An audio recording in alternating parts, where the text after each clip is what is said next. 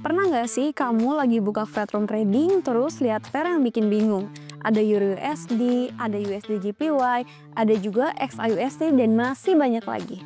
Terus kamu mikir, loh kenapa? Kadang dolar di depan, kadang malah di belakang. Kalau emas kok XAUSD bukan USD XAU? Siapa sih yang bikin aturan kayak gitu? Bikin pusing deh.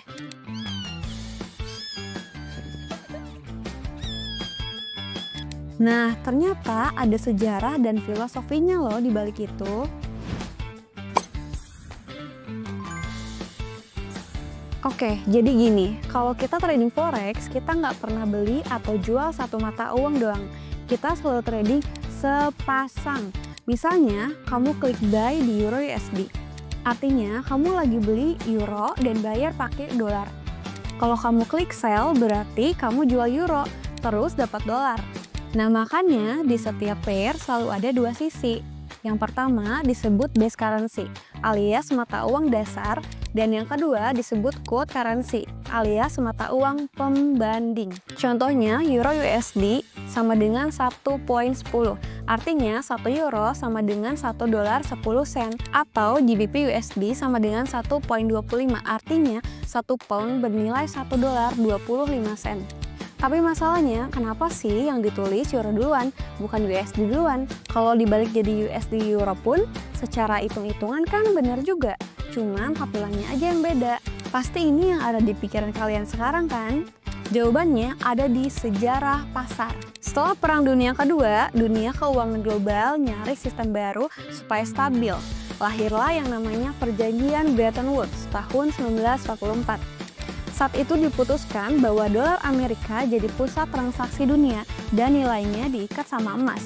1 ons emas waktu itu dihargai 35 dolar. Artinya siapapun yang pegang dolar bisa tukar langsung dengan emas di Bank Sentral Amerika Serikat. Mungkin kalian juga bertanya-tanya, kenapa ya Amerika yang dipilih? Hal tersebut karena setelah Perang Dunia II, banyak negara di Eropa dan Asia hancur ekonominya. Sementara Amerika justru makin kaya karena jadi pemasok senjata dan kebutuhan perang. Akibatnya, Amerika berhasil menguasai sekitar 2/3 cadangan emas dunia. Kondisi politik dan militer mereka juga jauh lebih stabil dibanding negara lain, sehingga dunia lebih percaya pada kekuatan ekonomi Amerika. Setelah dolar resmi jadi pusat sistem keuangan dunia, otomatis hampir semua transaksi internasional pakai acuan dolar. Nah, bank-bank besar, institusi keuangan, sampai pasar valuta asing butuh cara yang sama buat nunjukin kurs. Masalahnya, tiap negara udah punya kebiasaan sendiri-sendiri waktu nulis perbandingan mata uang. Kalau dibiarin, bisa-bisa bikin bingung karena standar tiap tempat beda. Nah, disinilah muncul masalah baru. Gimana cara nulis harga pasangan mata uang biar konsisten? Kalau tiap bank atau broker nulis enaknya, nanti bisa kacau. Akhirnya, pasar bikin semacam aturan gak tertulis atau konvensi. Konvensinya gini, mata uang yang dianggap lebih dominan, lebih tua, atau lebih terhormat ditaruh di depan. Contoh paling klasik adalah GBP USD. Pound sterling itu mata uang tertua di dunia yang masih dipakai. Sebelum Amerika jadi superpower, Inggris duluan yang jadi pusat keuangan global. Makanya, pound ditaruh duluan di depan dolar. Terus ada Euro USD. Euro kan lahir sebagai mata uang persatuan Eropa dan sejak awal dianggap kuat, bahkan jadi saingannya dolar. Nilainya juga biasanya di atas 1 dolar. Jadi, euro ditulis duluan. Nah, ada juga Aussie USD dan New Zealand USD. Kalau lihat dari sisi ekonomi, jelas Amerika jauh lebih besar daripada Australia atau New Zealand. Tapi lagi-lagi, ini soal konvensi sejarah. Australia dan New Zealand itu dulunya adalah koloni Inggris. Hubungan dagang, sistem keuangan, bahkan cara mereka bikin aturan moneter banyak yang nyontek London. Jadi, waktu pound dikasih posisi terhormat di depan dolar, otomatis anak Commonwealth kayak Audi dan New Zealand ikut tradisi yang sama. Bukan karena ekonominya lebih kuat, tapi karena warisan sejarah tadi. Oke, sekarang kita lanjut bahas emas. Kenapa sih emas ditulis XAUSD bukan USD XAU? Jadi gini, kita ngomongin harga emas. Orang di seluruh dunia selalu pakai patokan berapa dolar untuk 1 ons emas. Misalnya, sekarang harganya 3.000 dolar, artinya 1 ons emas sama dengan 3.000 dolar. Itu gampang banget dimengerti. Sama kayak kamu ke pasar, tanya harga apel, 1 kilo apel berapa rupiah? Nah, kalau formatnya dibalik jadi USD X AU, itu artinya kita nulis harga emas dengan cara $1 sama dengan berapa on emas. Contoh perhitungannya, kalau harga emas sama dengan $3.000 per ons, berarti $1 sama dengan 1 per 3.000 ons, sama dengan 0,0003 ons emas. Kecil banget kan angkanya, ribet pula nulis dan bacanya.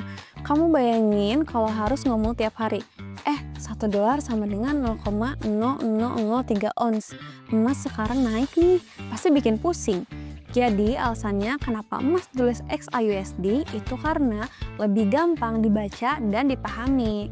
1 emas sama dengan $3.000 jauh lebih jelas lagi daripada $1 sama dengan 0,0003 emas. Sesuai kebiasaan orang di dunia nyata yang selalu nanya harga emas dalam dolar, bukan sebaliknya. Selain alasan praktis, ada juga alasan filosofis. Emas itu udah ada jauh sebelum uang kertas. Kerajaan manapun, zaman kapanpun, semuanya pakai emas sebagai standar nilai. Jadi wajar banget kalau emas dianggap lebih tua dan lebih utama dibanding dolar. Nah, beda cerita kalau kita ngomongin yen Jepang. Kenapa USD JPY bukan JPY USD? Karena yen nilainya jauh lebih kecil dibanding dolar. Hal yang sama juga berlaku buat USD Swiss franc dan USD Kanada. Secara global lebih gampang bilang $1 berapa franc atau $1 berapa CAD daripada kebalikannya. Nah, kalau aku tarik kesimpulan, intinya gini, kalau mata uangnya dianggap lebih kuat, lebih tua, atau lebih dominan, dia ditaruh duluan.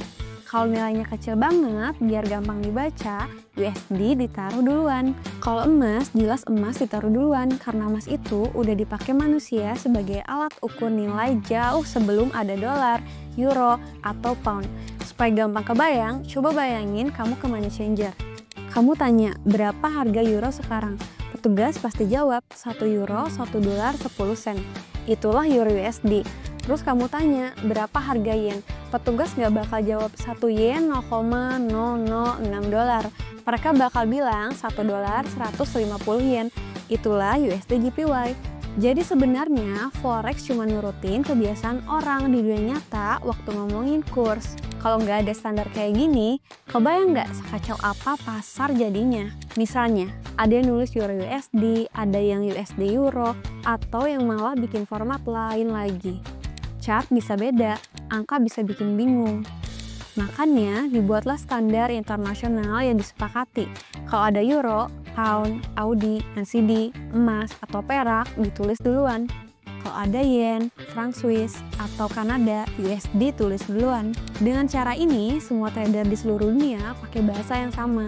Jadi, kalau nanti kamu lihat lagi chart Euro USD, GBP USD, atau USD JPY, coba ingat, itu bukan cuma angka. Itu hasil dari sejarah panjang, tradisi pasar, dan filosofi nilai uang. Kalau kamu pengen tahu lebih banyak cerita sejarah, fakta tersembunyi, dan sisi lain dunia trading, pantengin terus channel ini. Like, komen, dan subscribe, biar kamu nggak ketinggalan episode selanjutnya.